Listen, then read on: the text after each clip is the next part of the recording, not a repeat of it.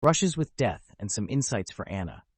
I know that you really don't want to hear this as evidence by half-past past that you run, but I am dying, and it's not some long, laborious spiritual death which makes life way too unbearable. Not some quick fry, tragic death with all the bells and all the whistles of grandeur, but a rather slow, uneventful, almost mundane day, kind of like my life. Consequences of my action, to be sure, but nothing so grand as a car crash or a skydiving accident. Nothing so heroic as dying from my country or a cause. I am not so sure I have a country or a cause, except for possibly my belief in a very confusing God or whatever, a relationship that I can't seem to get much comfort from. Right this minute, I am pretty sure, though, that I do not have any affiliation with very many causes that are worth dying for, not even me. So it won't be the first time that I have felt this way, but it really does feel like it might possibly be the last. I had extremely high fever associated with the mumps when I was around 10, and undoubtedly I was hallucinating and completely out of my wits. But I have a clear memory of actually floating over the hospital bed and gazing down upon the events below me from the corner of the room. My mother crying and praying, and I remember my frail self in the bed and thinking that I had died already.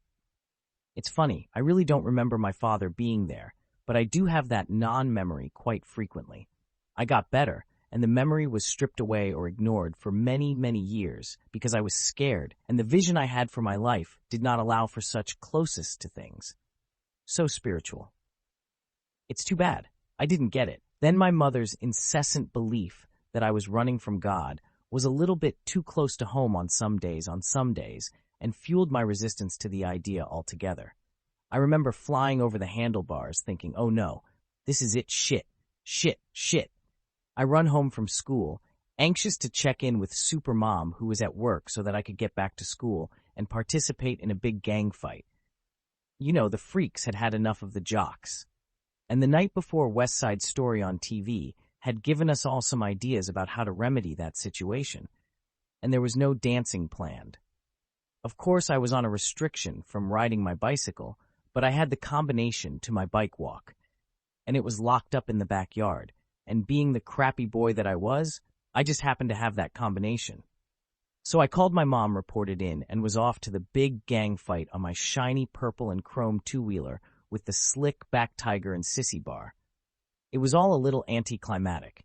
I arrived there, and there was no fight. There had never been one, and the angry mob had been dispersed by an all-too-wise vice principal.